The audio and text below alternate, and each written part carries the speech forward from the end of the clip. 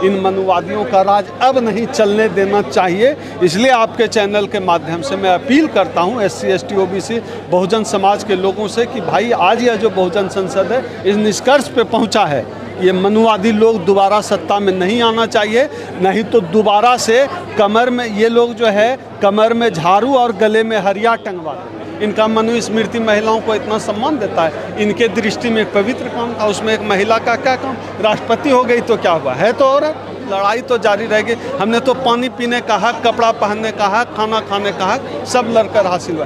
कुछ भी आसान नहीं है। और एक बात, अब हम लोग ये अनुनय विनय भिक्षाटन इससे नहीं चलेगा। इस देश में ये जो मनुवादी लोग हैं उनको हम चेता देना चाहते हैं। तुमने अभी चंद्रशेखर पर भी हमला किया है, हम लोग सब देख रहे हैं, याद रखो हम भीमा कोरेगांव भी दोहराना जानते हैं।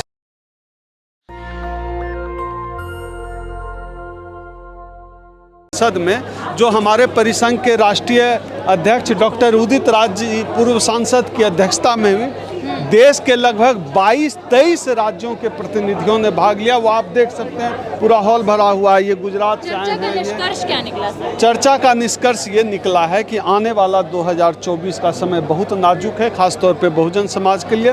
बहुजन समाज को एकजुट होकर यह जो मनुवादी सरकार है इसको किसी भी तरह हटाना है और ऐसे लोगों को अपने इलाके में, अपने क्षेत्र में जो है राजनीति से जुड़ना है, ऐसे लोगों के साथ जो इन मनुवादियों के खिलाफ है। एक दूसरी चर्चा में ये निष्कर्ष आया कि आने वाले दिसंबर में हम दिल्ली के रामलीला मैदान में एक महारैली का आयोजन करेंगे। तीसरा निष्कर्ष ये हुआ कि इस बीच में, दिसंबर के बीच, देश के सभी राज्यों में जिन जिलों में संभव है वहाँ इस तरह का जो है बहुजन संसद का आयोजन किया जाएगा। ये आज की चर्चा का निष्कर्ष है और हम सब ने तय किया। आज जिस तरह ये 200 की कैपेसिटी वाला हॉल है, आप देख ही रही हैं कि अभी भी कार्यक्रम समाप्त हो गया, लेकिन जो है 800-900 लोग हैं।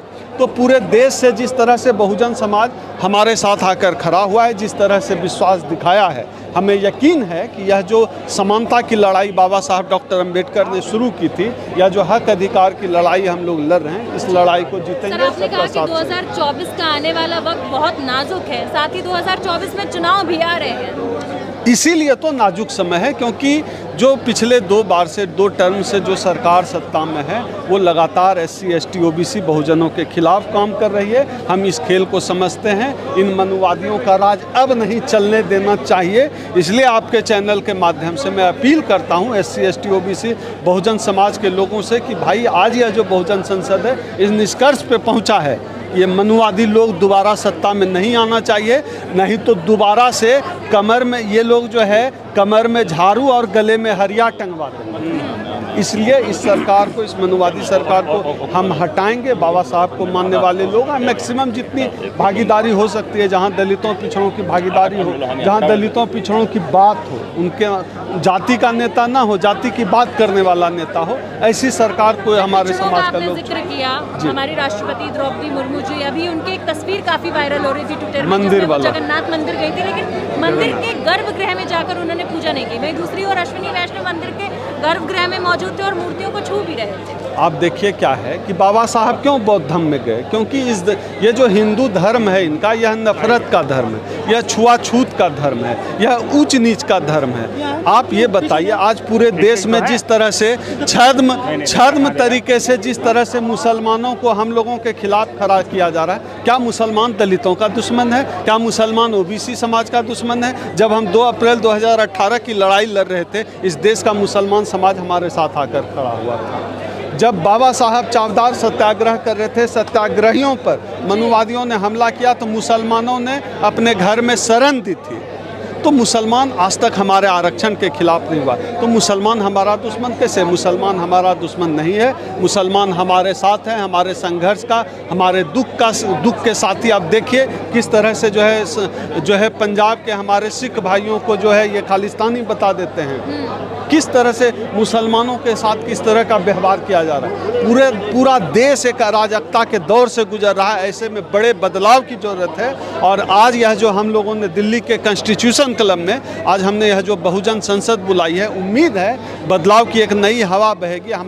हमारे समाज का वो हिस्सा कम से कम जरूर चेतेगा जिसने कि देखा कि कोविंद को मंदिर नहीं घुसने दिया गया, राष्ट्रपति द्रौपदी मुर्मू जी को मंदिर नहीं घुसने दिया गया। अब भी चेतो, ये धर्म तुम्हारा नहीं है, बौद्ध धर्म हमारा है। बाबा साहब ने बौद्ध धर्म की राह ली थी। अगर धर्म से इतना ही प्यार है, बुद्ध की ओर लौटो और अपना दीपक खुद बनो, खुद महसूस करो यह धर्म कितना तुम्हारा। बन गई है, आप जो मॉडल संसद बना रहे हैं। लगातार जो है नई संसद का नाम जो है बाबा साहब के नाम पर रखने की बात कर रहे हैं, लेकिन अनावरण हो चुका है ऑलरेडी, उसका नाम सेंट्रल विस्टा है। इस मामले में सबसे बड़ी जीत हमारी ये है कि ये लोग सावरकर के जन्मदिन के अवसर पर इन्होंने संसद भवन का इनॉग्रेशन किया, तो इनकी तैयारी थी संसद का नाम सावरकर के नाम पे रखने की, ऐसा हमें लगता है। तो ये लोग सावरकर के नाम पर नहीं कर पाए और बाबा साहब डॉक्टर अंबेडकर के नाम पर हो, इसकी लड़ाई जारी रहेगी। क्या लगता है सर, क्या बदल जाएगा? सावरकर का नाम रखा जाए या बाबा साहब का नाम रखा जाए, नाम से क्या पड़ता है फर्क? बिल्कुल फ़र्क पड़ता है, नाम से फ़र्क पड़ता है, नाम से बहुत फ़र्क पड़ता है,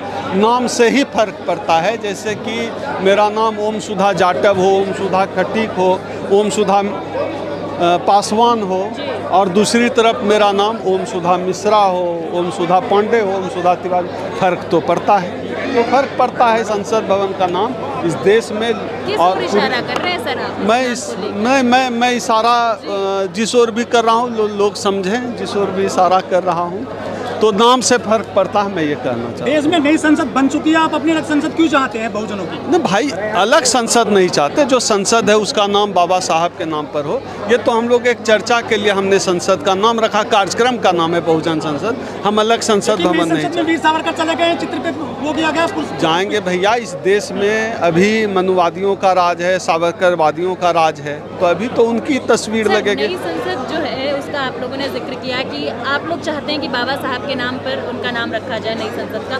साथ ही जब संसद का अनावरण किया गया तो राष्ट्रपति द्रौपदी मुर्मू को इनवाइट भी नहीं किया गया था। तो क्या आप लोग जब दोबारा से नाम रखेंगे और अगर सफल हो जाते हैं तो आप लोग राष्ट्रपति जी को इनवाइट करेंगे? क्यों, आप ये बताइए क्यों ये द्रौपदी मुर्मू को बुलाते? एक तो आदिवासी, ऊपर से महिला, इनका मनुस्मृति महिलाओं को इतना सम्मान देता है, इनके दृष्टि में एक पवित्र काम था, उसमें एक महिला का क्या काम? राष्ट्रपति हो गई तो क्या हुआ, है तो औरत, तो उनके हिसाब से एक औरत हो तो औकात में रहो, ये संसद भवन नहीं आ सकती उद्घाटन करने उनके हिसाब से।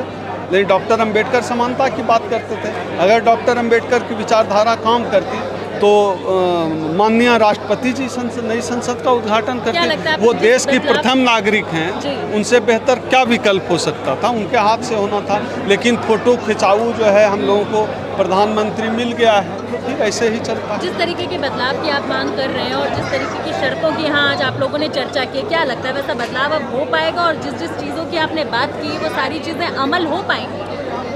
बाबा साहब जब लड़ाई लड़ रहे थे किराए पर कमरा भी नहीं मिल रहा था। माता सावित्रीबाई फुले जब पढ़ाने जाती थी साड़ी पर गोबर फेंक दिया जाता था। न बाबा साहब रुके, न माता सावित्रीबाई फुले रुके। तो मेरे बाप का नाम डॉक्टर अंबेडकर है और मेरी माँ का नाम सावित्रीबाई फुले है। जब मेरे माँ बाप ने हार नहीं मानी तो फिर हम कैसे हार माने? लड़ाई तो जारी रहेगी। हमने तो पानी पीने का हक, कपड़ा पहनने का हक, खाना खाने का हक सब लड़कर हासिल हुआ। कुछ भी आसान नहीं है। और एक बात, अब हम लोग ये अनुनय विनय भिक्षाटन इससे नहीं चलेगा। इस देश में ये जो मनुवादी लोग हैं उनको हम चेता देना चाहते हैं। तुमने अभी चंद्रशेखर पर भी हमला किया है, हम लोग सब देख रहे हैं, याद रखो। हम भीमा कोरेगांव भी दोहराना जानते हैं। जहाँ से आप आते हैं बिहार से, वहाँ यादव को थूक चटा गया राजपूतों के द्वारा। ऐसा ही होगा। ये हिंदू राष्ट्र है भाई। हिंदू राष्ट्र में यादवों की यही गति होगी, पिछड़ों दलितों आदिवासियों की यही गति। डिप्टी सीएम है यादव बिहार में, उससे क्या फर्क पड़ता है? जाति का नेता है भाई, उससे क्या होता है? ब्राह्मणवाद भी तो अपने चरम पे है। ब्राह्मणवाद हम सबके घर में, हम सब भाई, ब्राह्मणवाद हम सबके मन में है, हम सबके कण कण में ब्राह्मणवाद बसा हुआ है। उसको आप कैसे खत्म? सोशल जस्टिस की बात करते हैं जो भाई, वो कर रहे हैं, लेकिन ब्राह्मणवाद लोगों के दिमाग में है। लोग जो है जाति के अंदर शादी करते हैं, मुख्यमंत्री से पूछ कर करते हैं शादी। जाति के अंदर शादी करते हैं, जाति का जो है श्मशान घाट होता है। तो इस देश में जातियां लोगों के दिमाग में चलती ज़्यादा है। Thank you. श्री कृष्ण के वंशज है यादव, तो अब हो गया। हिंदू राष्ट्र में क्या थूक चाटेंगे यादव? अब भाई, हिंदू राष्ट्र में यादवों की यही गति है। भैंस चराएं, जो है चमार जो है चमड़ा छिलें, दुसाध जो है सुअर पालें। इस हिंदू राष्ट्र में तो यही गति होनी है। अब हिंदू राष्ट्र लाएं, अंबेडकर राष्ट्र लाएं, तब जो है सही न्याय मिलेगा, सही सम्मान मिलेगा, आत्मसम्मान मिलेगा। ठीक है। नेशनल दस्तक की आपसे गुजारिश है कि अगर इसको बचाना चाहते हैं तो नेशनल दस्तक को सब्सक्राइब करने के लिए रेड कलर के सब्सक्राइब बटन को दबाएं, फिर बेल आइकन की घंटी दबाएं।